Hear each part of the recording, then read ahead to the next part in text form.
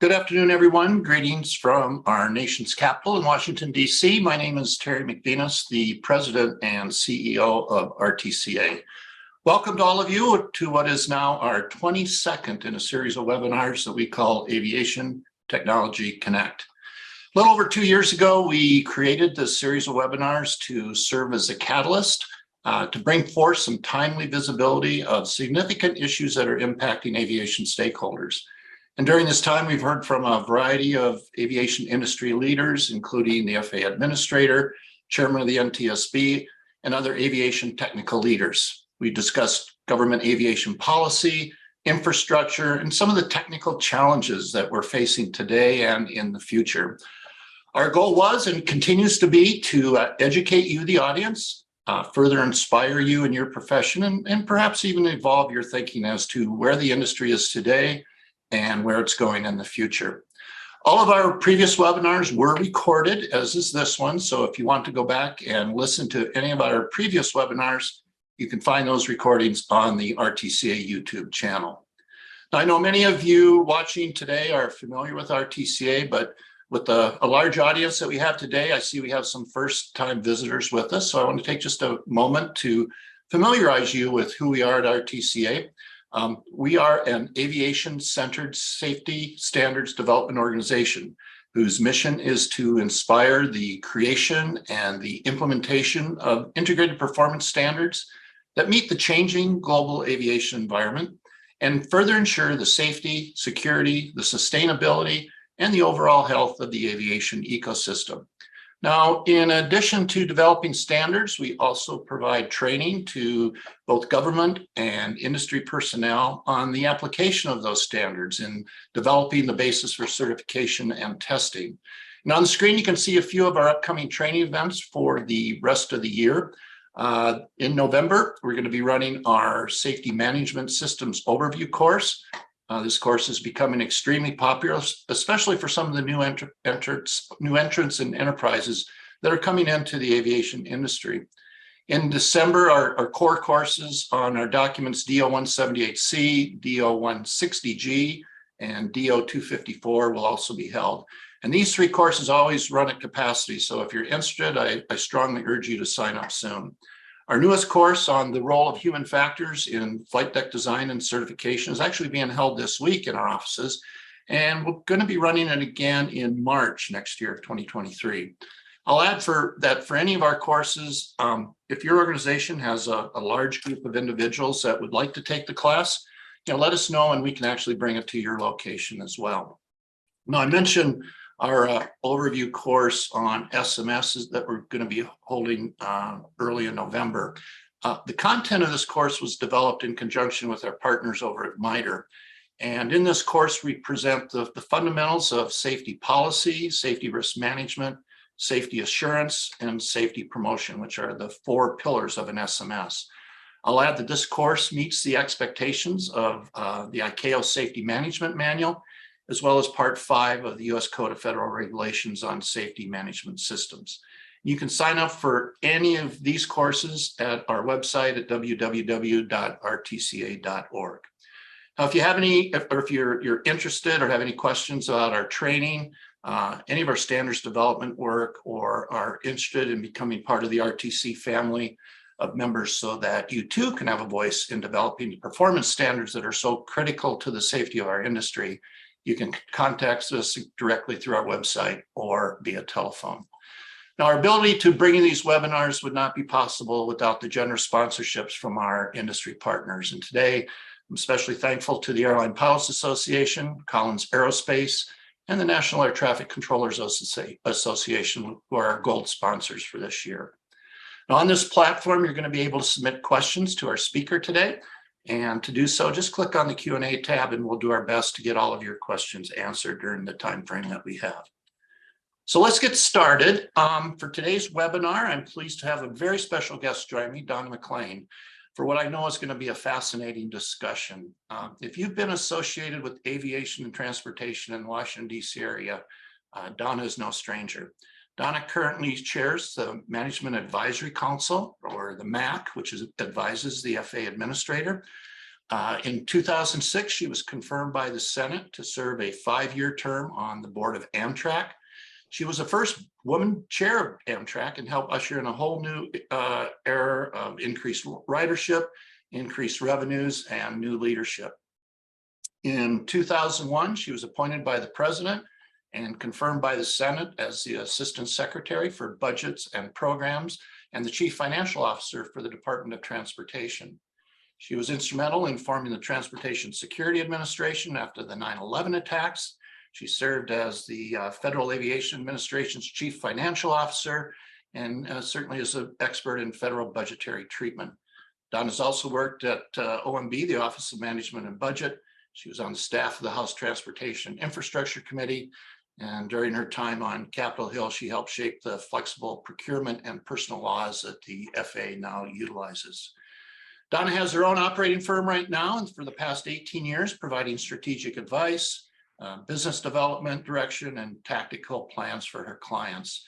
And she just recently retired as a professor from Indiana University for their Semester in Washington program, which focuses on the congressional budgetary and executive regulatory processes.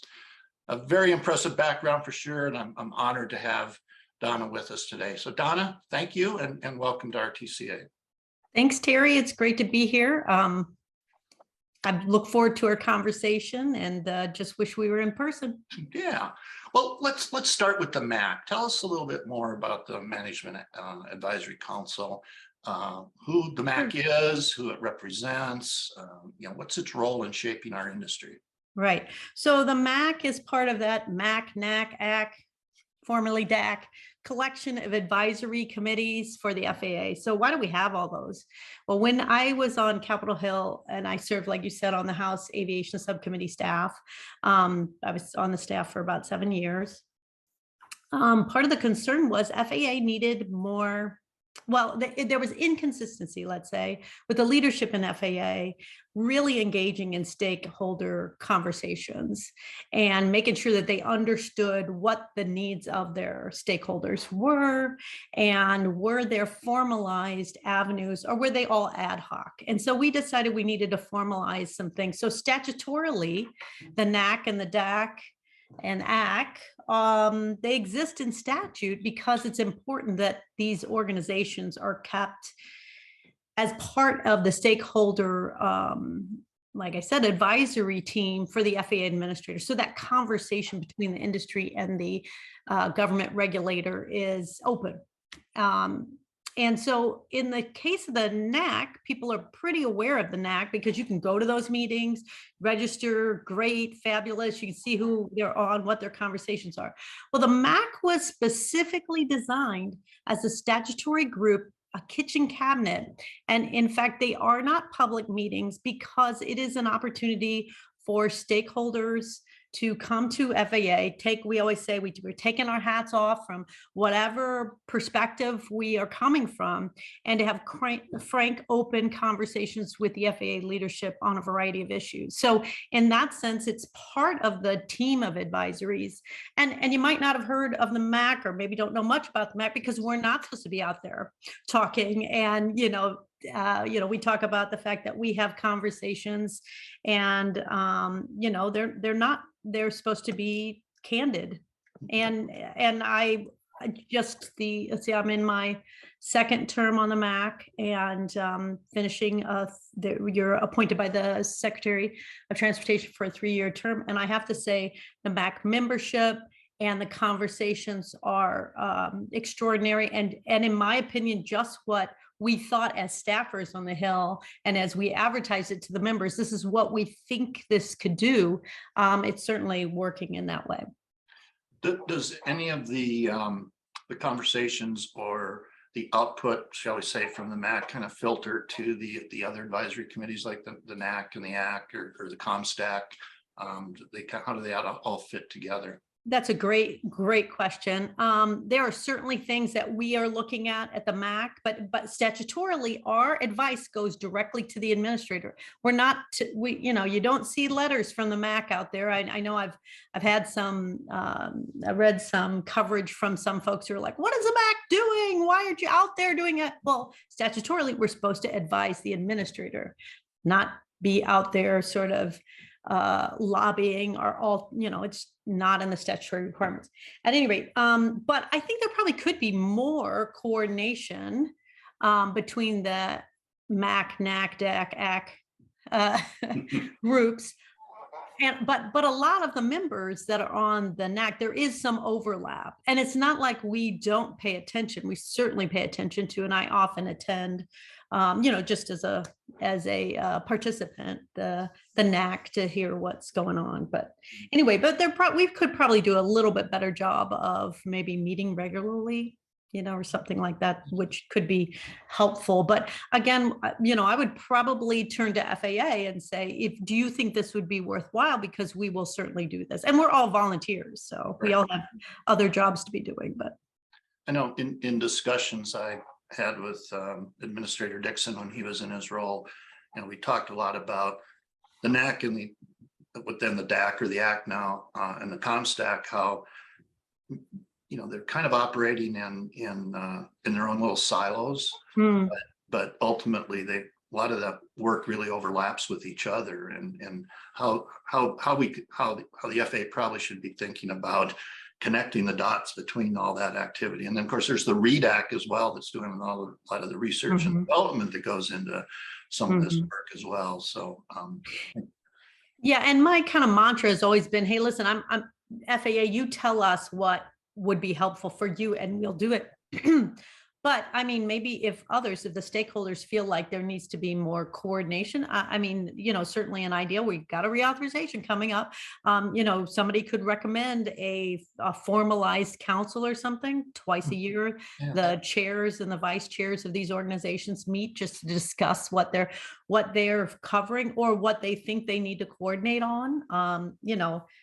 Does it have to be formalized? No, but again, the reason we formalized these advisory groups was because we wanted consistency from one administrator to the next. The other thing I should have not left out on discussing the MAC. Statutorily, we are required to have a union representative from the air traffic controllers. So NACA is on our board, and fantastic participation from NACA, and then a DoD representative, the Deputy Secretary of DOT.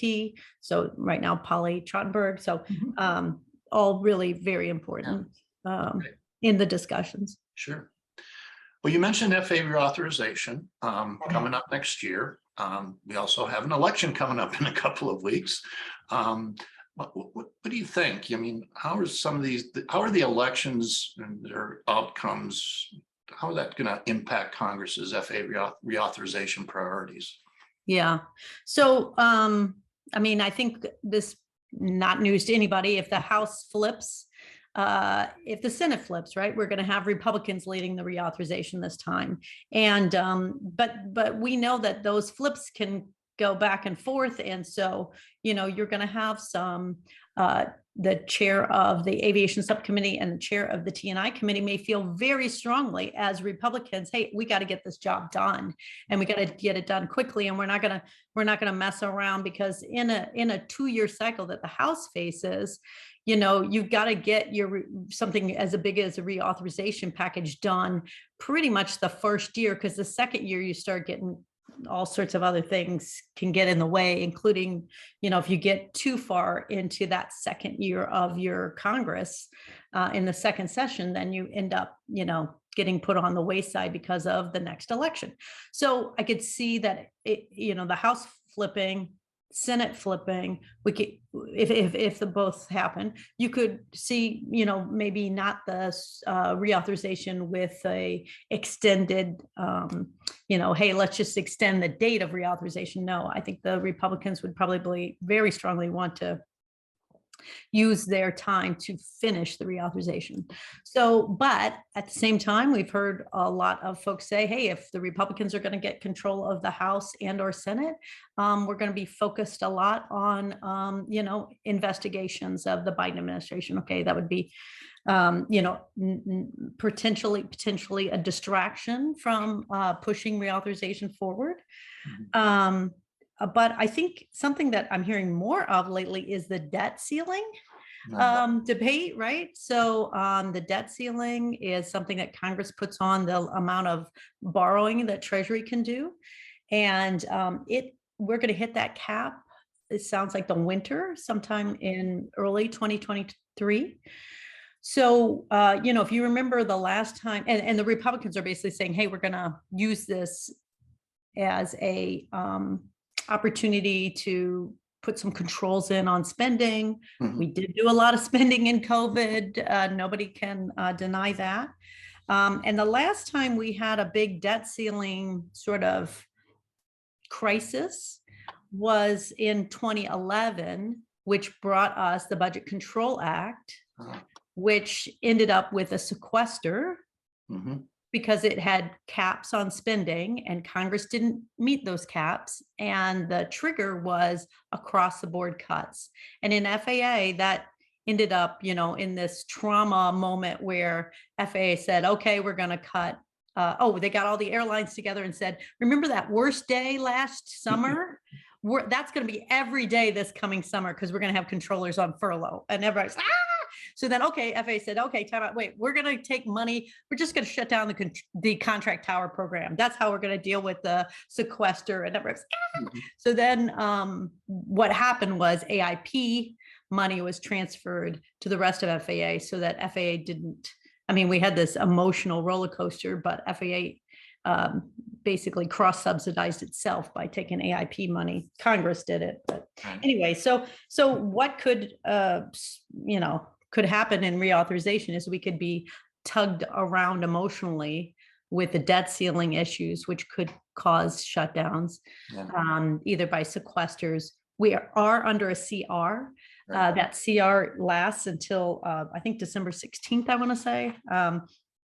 And so the Congress in the lame duck session, they could just kick that can down the road, which would then mean we would have a CR debt ceiling combination, which if you're going to get a real good crisis, you're going to add the CR to the debt ceiling. Right. So, I think that's coming up potentially. But here's the deal. Everybody goes, that's so crazy. And Congress can't function. Our government's broken, blah, blah, blah. We've been having government shutdowns for decades. So let's stop acting like this is unusual and do our best to plan for them, which is difficult. But just let's get some perspective. Like in President Carter's 4-year, one term, right?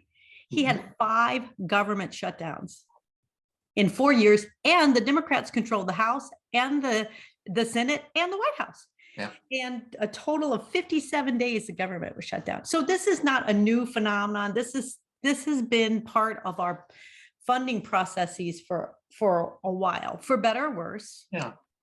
What a lot of people like to talk and debate, the whole lack of a stabilized funding mechanism for the FAA. And, I think especially as it applies to the air traffic control system.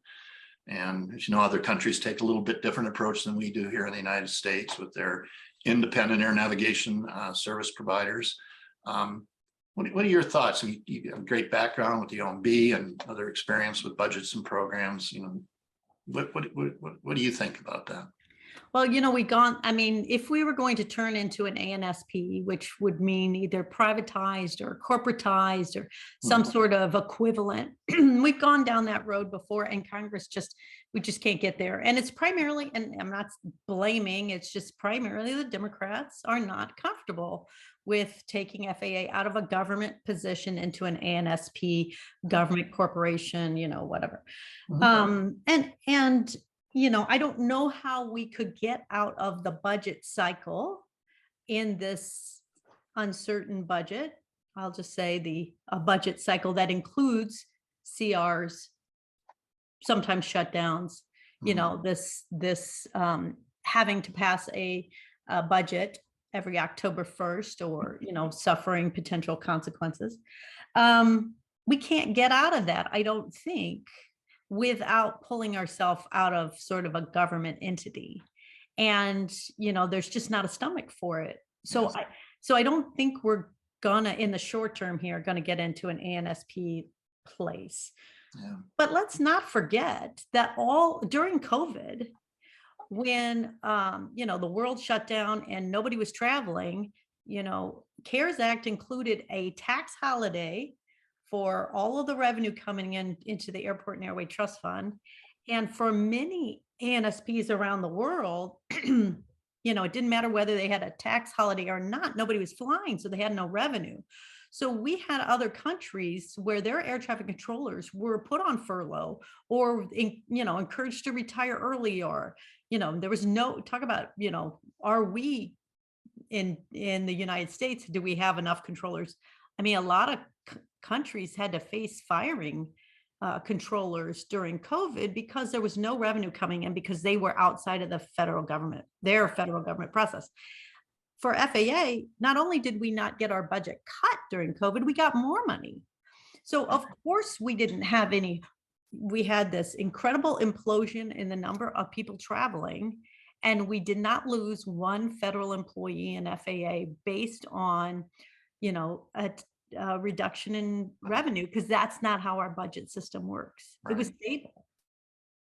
Yeah, I can always debate, what the government did right and did wrong during COVID, but I can tell you in the conversations I've had with colleagues really around the world, especially from the airline perspective, they all point to the U.S. as the country that did it right when it came to the air transportation system, and as compared to other countries that really had some issues, as you pointed out. So. Yeah, and had we been an ANSP, I completely believe that, and in our own sort of revenue world, I completely believe the government would have stepped up and given us money, but there would have been a crisis and which is what happened to Amtrak, because Amtrak is this sort of government created, not government entity. It gets an appropriation every year, but it's heavily subsidized by Congress, by the country. But at the same time, its operating costs are primarily covered. But again, I mean, they needed help and they got it, but it was a crisis for them. FAA didn't have to go through that. They went through plenty of crises during COVID, and that, we talked, Steve Dixon talked about how do they keep all their air traffic controllers in the building when, no controller can go home and do their job remotely, right? So how do you do that safely? And we were able to do that. We had other crises, but funding wasn't one of them. And so I think it's just worth saying, hey, our system didn't provide unstable funding during COVID. Exactly. We were stable in the funding world. Absolutely. Yeah. I'd like to kind of shift over to an area that's really impacting our industry right now, and that's the introduction of all the new entrants, or some like to be called the new enterprises that are coming into the aviation ecosystem. It's really growing rapidly. A lot of different capabilities in the vehicles that are being put together, but they're all going to have a common need for having access to our airspace, and it's a limited commodity, and it's not an infinite amount of airspace out there. Do you see the role of, say, any fees for the new entrants going to be necessary, or a direction of current funding to help support infrastructure to the new entrants? Yeah, I think that's on everyone's mind for reauthorization. I think it's time. For a long time, new users, we were saying, oh, we want to make sure that commercial space can grow. We sure don't want to, discourage innovation with too many taxes. Same thing with, advanced air mobility. We sure don't want to burden this exciting new industry. But I also think people are saying now it's time. We know that FAA, let's just be blunt. Okay, FAA users pay, aviation users, and that means commercial aviation, business aviation, general aviation, they pay for the majority of FAA activities right now. There is some general fund contribution, but a lot of these parts of the aviation industry are taxed. It goes into the Airport Airway Trust Fund. And then that trust fund is what the appropriators take their, the money out. It comes out of the Airport and Airway Trust Fund.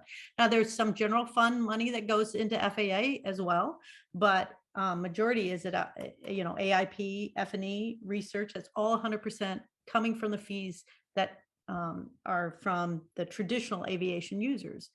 So, that FAA has been supporting and trying to figure out how to incorporate these new users. So, inherently, the current aviation users are cross-subsidizing the new entrants, and it's time for the new entrants to step up and pay. And I don't think they're in a, because I think mentally they're ready. I mean, I think the question is how and how much.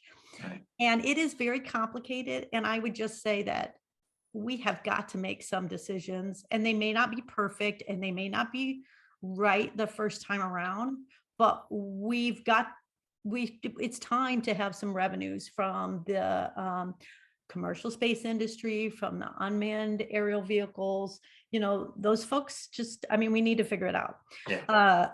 And I think what happens often is it is complicated. There are a lot of questions. And what we end up doing is we sort of get overwhelmed with the with the yeah buts. Yeah. So it's the we should have drone operators pay. Yeah, but what are they paying for? Okay, well we know UAS in the budget request for fiscal year 2022. FAA has a total of 117 million specifically identified in F&E and research for unmanned aerial systems, UASs. So they should at least pay for that. Yeah, but how are we going to pay? Which ones are going to pay? How much? And I think, we just have to make some choices so that some of this revenue is coming in. And what are we talking about? Commercial space, the office request by FAA is $43 million for this fiscal year that started October 1, that we're under a CR. So, that's not everything, but that is at least the commercial space office. Right. And that's not too much to ask for. No. Here's where it gets tricky. When there is a commercial space launch, right? Traditional flights, right? Commercial flights have to be diverted around sort of a restricted area, right? Mm-hmm. We have always said the fees are essentially for the government services. Do we as an industry need to also consider the fact that one part of the industry is imposing costs on another part of the industry? Do we offset that? Those are complicated questions, and they don't all have to be answered. And that's where I would say we don't have to do it perfectly the first time, and we don't have to answer all the questions the first time. Yeah, I was having a discussion yesterday with one of our newer members that's in the advanced air mobility space, and we were talking about really understanding and getting our handle around what is speculative risk versus real risk. And I think that's kind of in line with what you're talking about, is we really speculate a lot about what could be the yeah buts, but what is the real thing that we need to be working on, breaking it up into pieces so it can really understand it better. Right. And, yeah. Because we are a very risk adverse industry. Mm-hmm. Some of it's based on facts and data. That's the real risk. Mm-hmm. And then there's others that is more, I think, based on speculation of what might happen. And that's a harder thing to get your arms around sometimes. But it can slow down the process tremendously. Right. And sometimes and this is less favorable. I like your speculative risk versus real risk. That sounds a little nicer than the way I usually describe it, which is problem identifiers and problem solvers. Right. That you can identify all these problems, but let's identify what we need to actually solve. Yeah. And yours is probably a little nicer, the speculative risk versus a real risk. But that's exactly, we have to continually remind ourselves that we've got to get through this process of figuring out how to, get some support for FAA. I mean, that's the other piece is FAA is coming out saying, surprisingly, in the most recent NAC meeting, that they don't have enough funds to pursue all the objectives that the industry wants. Yeah. And if that's the case, we definitely FAA probably it's time to find new revenue streams that are not just because they're new entrants. It's because they are placing a burden and a cost on FAA. Right. And we're seeing it in the traditional users, their services being curtailed. Yeah. And I think too, I've said this before in some other public events, but I think a lot of folks in industry think the FAA has some sort of magic wand that they can wave and to make everything happen. And the fact is they don't have that magic wand. And industry, on the other hand, has solutions. The part of the problem is they have 150, 200, 250 different solutions to go after the same thing. And so that it really is incumbent upon the industry too to narrow down that thinking, or if not narrow it down, at least think broader in terms of, from a systemic level, what are the big picture items that the industry needs, where the FAA can help provide a regulatory framework around. But we have to get industry coming together to get that thinking going so that we can identify those big picture items, if you will, rather than having 150 or 250 different solutions. Because that just, the FAA can't, it makes the FAA just roll their eyes back. And I would understand that. So. Yeah.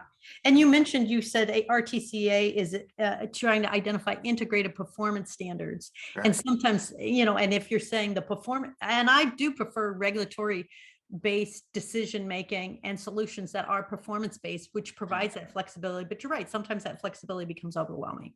Yeah, exactly. And since you brought it up, performance standards, or the standards like that we and others provide, sometimes they're seen as a detriment to advancing new technology.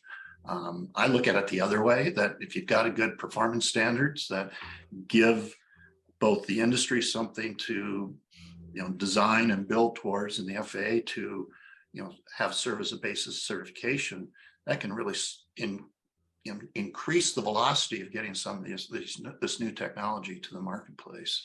But you have to be thinking early on in the process, working together, during the design phase of things, and not wait until the implementation phase, because that's when it can get really ugly.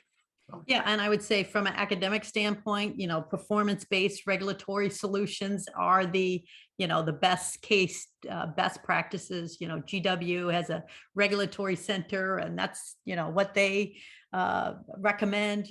That's sort of the gold standard. So interesting that there's some folks who don't look at performance standards as the best approach. Yeah. Kind of still on the subject of airspace and it being a finite commodity. I think traditionally we have always kind of managed airspace by carving it up into segments and taking this whole segmented approach to airspace. As we go forward, is this really the right approach, or is it time for some new thinking? Yeah, so I think, and this is where I think we have to stop solving it for today and tomorrow, because we really don't know what tomorrow is going to look like. So, I was just reading Science Magazine, which I love, yesterday, and there was an article about space solar power and about how Airbus last month just did this incredible demonstration, essentially, drawing solar power via, a satellite. And the whole point of this article was that, SpaceX with the lower orbit Starlink, this concept of, we thought to do something in space, it had to be this huge, really expensive, enormous investment. And in fact, look at Starlink, it's small pieces, repetitive, identical, low cost, that then become this bigger investment. And that's kind of the space solar power is something that is in Europe being looked at a little bit more than here. But of course, that power has to come down here and has to be beamed down. And talk about airspace that's going to be blocked off for space solar power. So, so how do we prepare for that, right? Well, we can and we can't, and we don't know. But, what are the 100 other ideas that are going to be used with space that we can't even conceive of? So back to my point of, if traditional commercial aviation is being displaced by new users, or even inconvenienced with a price tag, right? Flying further, do we have to start thinking about one part of the industry paying another part of the industry for their time, right? So, Right. I mean, in other modes of transportation, we have, hello, Easy Pass. We're driving along and you can pay a little extra to go in the express lanes, but that's me deciding I'd rather pay a little more for infrastructure because I don't want to be tailgated and be in the traffic over on the other lanes. I'll pay more anyway. We have nothing like that in aviation, but maybe we will in the future. So, so my point is, we don't segmented airspace. Maybe that's the answer. Maybe it's not the answer. But with all these new entrants and users of aviation, I mean, we're no longer, the air is not being used anymore to move people and packages from point A to point B solely, right? We've got data being collected using airspace. We've got energy as my example, inspections, just fighting wildfires, just a ton of other things that we haven't had before. So I think over and over again, we need to challenge what someone I heard recently called our industry default settings. Whatever we think is kind of how we've done it in the past. Therefore, we can't do something new in the future. And because these are the default settings, these are the default assumptions of our industry. We have to just regularly challenge ourselves on those default settings. And, in the air traffic management world, I've heard people say, we can't segment airspace because that's never worked in the past. It's not going to work now. And I guess I would say, let's stop taking things off the table until we really understand what the purpose of some of these uses are, because and as we advance in technology, segmenting airspace will mean something different with much better technology than we've had in the past. So we just had a question come in kind of related to this topic. So I'll read it here. It's easier than trying to summarize it. But when talking about airspace and accommodating multiple users, do you see any similarities or merits to a cap and trade type of system where industries are allowed certain amounts of airspace and then allowing the market to operate as they buy and sell more from each other? Yeah, I think that's an economic based solution. I think,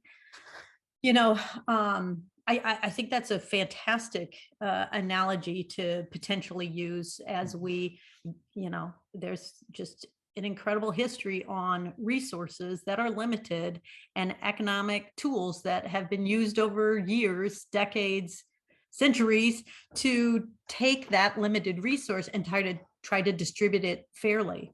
And recently, fairness in our culture has, expanded what is fair, right? So I think in aviation, we haven't gotten some of the same conversations that on fairness and access that like highways would be facing. I mean, is it fair for somebody who's just economically advantaged to be able to take an easy pass and get in a less, congested space? But I mean, that is the basics of an economic distribution control tool. And so I think it absolutely should be explored. And we probably, in aviation, we haven't really like PPPs and some of these other economic philosophies, breaking off I mean, so there's some highways, right, that are privately owned, right? Well, Right. we haven't done that as much in aviation. Yeah. And the sort of cap and trade isn't exactly breaking off some airspace for non for private management, but maybe that could be part of it too. Yeah. Another question on infrastructure funding, and I want to move on to another topic, but are the aviation funding provisions in the Infrastructure Investments and Jobs Act a proverbial drop in the bucket, or will these funds meaningfully contribute to FAA's funding needs? Yeah, so much of the infrastructure is where they were dropped in, what bucket they were dropped in is where they're always dropped in, which is AIP. And that's fine. I mean, I'm not an anti-AIP person, but at the same time, it's not a very innovative way to invest in infrastructure in aviation, or quite honestly, in surface transportation.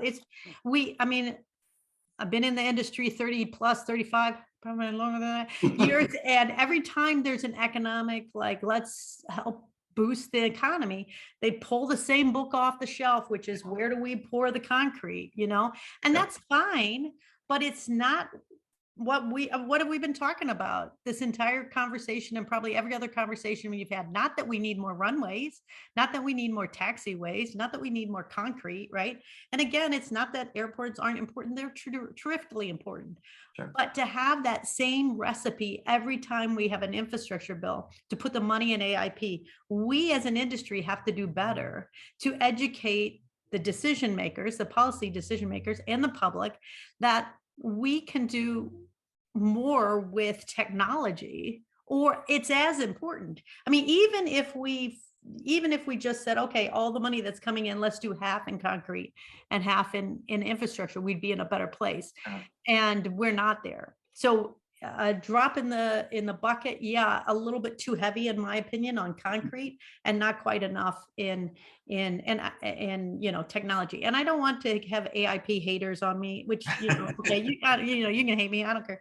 But I'm not anti-airport. I'm just saying, like, for instance, is a great example, kind of looking forward instead of sort of using yesterday's playbook, is giving money to airports and have them have a part of their job be of that money being for environmental futuristic benefits. Okay, hands down, the best thing we can do environmentally for our industry is develop SAF, right? Sustainable aviation fuels. Yep. And how much of that futuristic infrastructure investment is on SAF?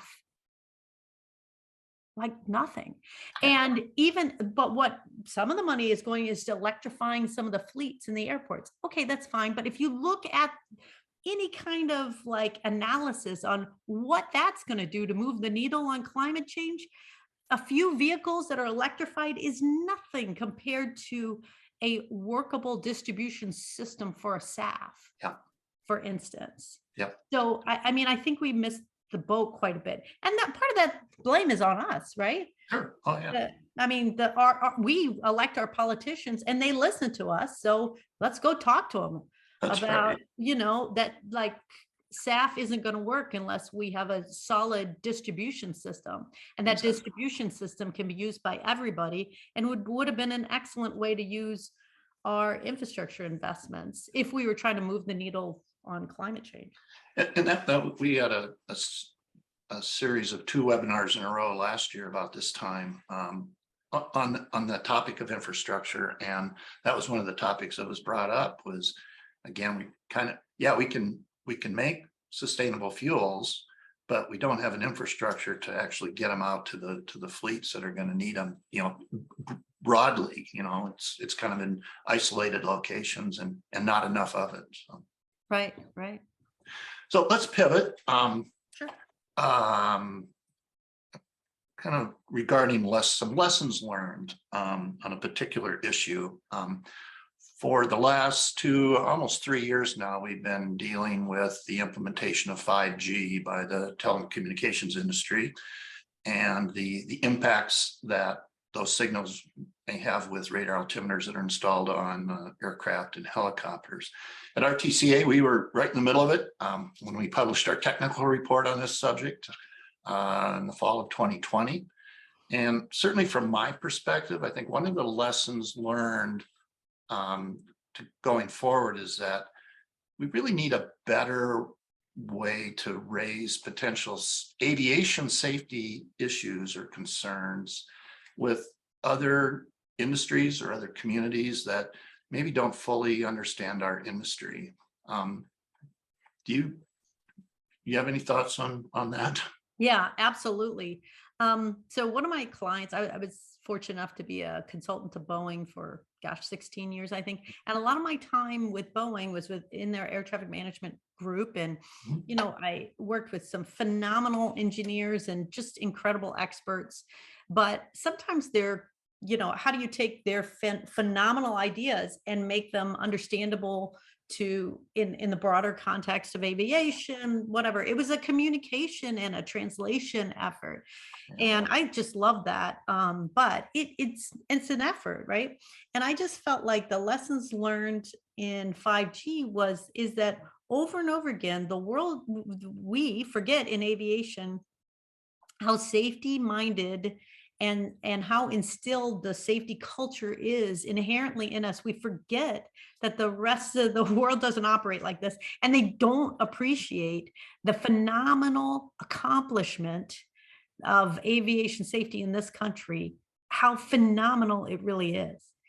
And the fact that we haven't had, an accident, a commercial accident in knock on wood, significant what is it, 12 years or something in this country. And that's just mind-blowing. Even in my my career, the change. So what does that mean? Well, that means that any time aviation is intersecting with another industry, we're so safe, people forget how we got here. And so we as an industry over and over again have to remind people, including members of Congress, what it takes to have this safety level, and that we do operate at a safety level that is better than any other mode of transportation. And, and in aviation, we all kind of like, nobody, it could change in a heartbeat. So nobody wants to be out there, expressing success, because it's a daily ritual to maintain the safety, right? And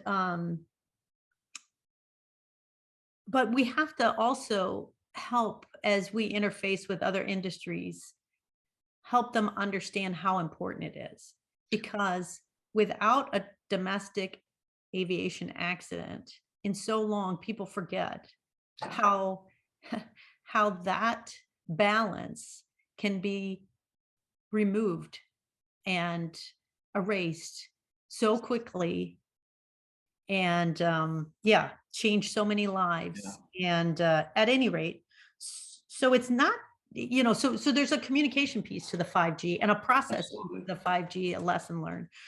But it's not just with spectrum issues, because we're going to have more spectrum issues. It's also with all the new entrants that we were just talking about in commercial space and advanced air mobility, but also all the other uses of airspace. So if we've got solar energy being beamed back down, for instance, like I was talking about, that energy, they have a safety culture in the nuclear plants, et cetera, but suddenly they're going to be beaming maybe solar energy beams, and we have to manage around that, right? So we have to do a better job as an industry clarifying why the level of safety, and when we do risk analysis, how important it is to be extremely conservative on our risk analysis, because the consequences are too large. So so half of the 5G fight is really communication fight. How well I know. I've lived it for the last 2.5 years, but and that language and that communication, you really hit the nail on the head, because part of the problem when we started trying to work with the telecommunications industry is we're speaking different languages. We had different assumptions about safety and safety culture and the importance of it to aviation and I kind of go back to what I said earlier. When it comes to getting things done in an industry that's evolving, because we really don't. Aviation is changing. The lines between aviation and other industries is getting a lot blurrier because there's things that are impacting each other a lot more. 5G, a lot of people thought RTCA was against the implementation of 5G. That was absolutely wrong, because 5G and 6G and 7G, these are important technologies that are going to make aviation operate more effectively, more efficiently through the way data is communicated between vehicles, between ground and the vehicles, and so on. So we're a proponent of it, but it's the problem I think we ran into with 5G was that we started talking during that implementation phase rather than the development phase. Yeah, aviation and the telecoms should have been working together 5-6 years ago, and so we could take the time to understand each other, understand, what the requirements were, what the impacts were, and so that together, we could have done it. And I'm really encouraged that, in the last almost year, that kind of working together is starting to happen. FAA has done a really good job, I think, in bringing both industries together. We've been doing our part. We started a new committee on spectrum issues and invited the telecommunications industry and FCC and to be part of those discussions as we look forward to implementation of new allocations of spectrum in the future, because it's, again, a limited commodity like airspace. It's not unlimited, and they're going to be button up against some of those frequencies that maybe have been traditionally reserved for aviation, and we've got to really be working together to make sure there's no safety impact to all that. So, and it is ironic that I'm saying our problem with telecommunications is communications, but on the flip side of it, they are communications industry, right? Right. So as people say pretty regularly, the telecom industry has the best lobbyists, the best lawyers, and the best communication firms in DC. So, don't underestimate that, as well as, you're trying to get a message across, right? Yeah. Who has the best message wins sometimes. Absolutely. Right? And so yeah, it is important in all of these intersectional topics. Like you say, we're going to have more aviation safety and other industries interface as these gray lines of what the airspace is being used for is expanded. But yeah. And from the government perspective, again, you've got a Department of Transportation, you got a Federal Communications Commission, NIST, yeah, and all of this. Okay, what are the processes that need to be in place so that they're actually working together and not in a silo too? I think that's another challenge from a regulatory standpoint. Absolutely. There is definitely a process issue that needs to be addressed here. And I think, but I also, and I don't think that the FAA NIST relationship was strong enough, right? But, and talk about people talking past each other. But I also think there was a COVID piece to this too. Oh yeah. That, we are not back in our offices. And when you're not back in your office, you can't at the end of the meeting say to someone, listen, this 5G issue is going to blow up. We've got to focus on this, right? Yeah. So both in the industry, I mean, I can't tell you how many VPs of fill in the blank in the airline industry or that felt like they were as blindsided as the telecom community, as blindsided as the White House of, hey, this stuff didn't filter up. Well, why didn't it filter up in companies? To me, that's I think we should be talking about lesson learned of the benefits of being face to face. Absolutely. And that was part of the communication issues as well in this 5G situation. So another pivot point, I'd like to talk a little bit about U.S. global leadership in aviation, because I think we all are really proponents of that. how do you think we're doing? Well, I Worldwide think, view. yeah, so, I enter aviation, a lot of my topics, I enter on the budgetary and the funding and how are we, because honestly, good policy doesn't go anywhere if you don't have it funded, right? Right. And if you have no money to implement, then, it's just an idea, not a policy that you can implement. So global leadership has a real, and always has had an important budgetary piece to it. Yeah. And obviously, we want FAA to have a strong global leadership position in, standardizing, which of course is important to, performance standards, that type of thing, regulatory standards. That's important to RTCA, to the industry, but also, from a safety standpoint, obviously the MAX accidents, goodness, Congress expected FAA and everybody in the United States to figure out exactly what happened. And, there was good reason for it. But the way Congress talked, FAA was responsible for safety, aviation safety globally. And obviously as things, played out, there were other pieces to those accidents that were part of FAA and, Boeing and that type of thing. So, Sure. but that aside, before we knew what was going on, Congress wanted FAA to fix it, no matter what it was. And so if Congress wants FAA to be responsible for aviation safety globally, then FAA needs to have some more funding for that leadership role. And so what do I mean by responsible for safety? That means setting standards, providing guidance, providing training, and you cannot do that on a Zoom meeting with zero travel funds. Yep. And FAA, I mean, honestly, just isn't looked at as an internationally important regulator outside of FAA and outside of the industry. One of its overseers is OST, the Office of Secretary of Transportation. DOT doesn't look at FAA like it has this big global leadership role.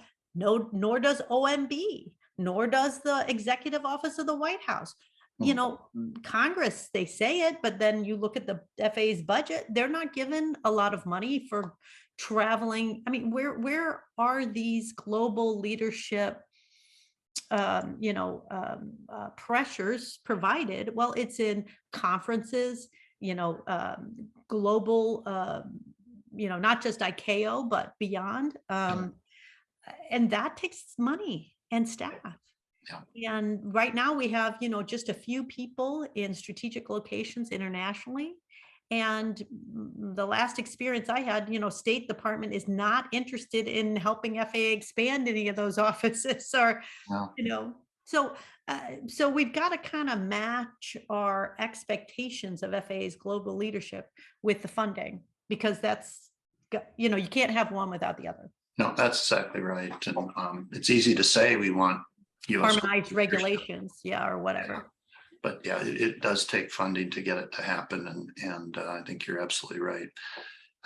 One final question. We're kind of running out of time. There's a few questions we didn't get to, but we will capture those questions and we'll get answers to you. But I did want to ask you one kind of final question. You were on the board at Amtrak. Were there any lessons learned from that experience that you think is transferable to the aviation sector? Oh gosh, yeah. I think that so when I first started working in transportation, I was in the budget office, lowly budget person at DOT, and there were signs at the elevators, one DOT, and we used to laugh. What kind of communication project are they working on? And it was like, it was always us versus them. But so transit versus aviation versus highways, fighting it out for money, right? But from the passenger standpoint, Amtrak is much more focused on their passengers, right? Because it's an operating entity. And so, people don't wake up in the morning and say, I'm riding the train to New York. No, they're trying to get to New York, right? And they don't care if they're riding a train or a plane. Then they got to ride transit. They got to catch an Uber or a cab or whatever to get to their final destination. And we don't think that way enough in transportation. Yeah. And yeah, if suddenly that thing that I thought was a joke, it's like that's where we should all be thinking, because our people, our commerce, it doesn't stop and think about one mode at a time. It thinks about getting from point A to point B most efficiently. And so we ought to always have that in the back of our minds when we're making decisions. Yeah, great. Donna, what a great discussion. You're one of my favorite people to talk to in Washington, D.C. about aviation. It's always so enjoyable. I always appreciate your thoughts, your insights, and I always learn so much from our conversations. So I'm sure the audience did as well. So thank you so much for your time and your participation today. And very much appreciated. Thank you.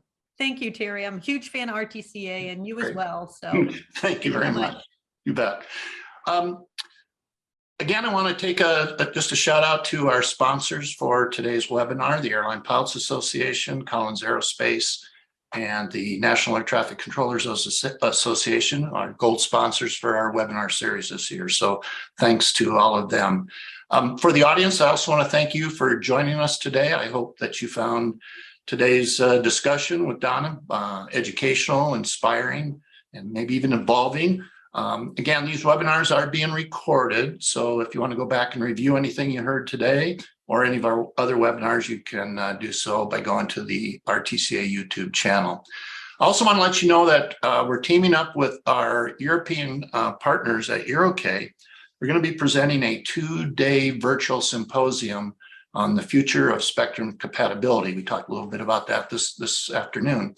This is going to be an international summit. We're going to bring some experts together from the industry and the government to explore how aviation standards and safety methodologies are going to have to evolve to remain aligned with future spectrum allocations and use cases. The applications of frequency spectrum, as I mentioned, they're going to play a huge role in the advancement of new technologies and infrastructure. And again, not only for aviation, but for those tangential industries that are going to be making up the aviation ecosystem in the future. The impacts to ensuring the safety of the NAS are also extremely significant. So we're going to be exploring these and some other items during the Spectrum Summit in December. We've got some exciting panelists lined up, and you can get some more details at www.rtca.org/events. So again, thank you all for attending today's RTCA webinar. I look forward to having you all join us again in December for the Global Aviation Spectrum Summit. So thank you. Thanks for being here and making RTCA a part of your day.